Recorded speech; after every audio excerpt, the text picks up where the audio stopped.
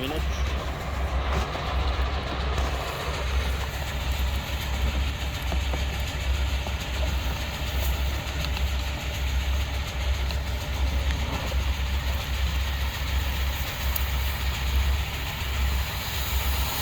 Ang puno ah.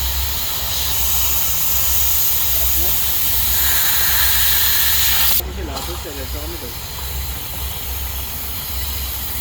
Bago daw umalis, kumain po siya.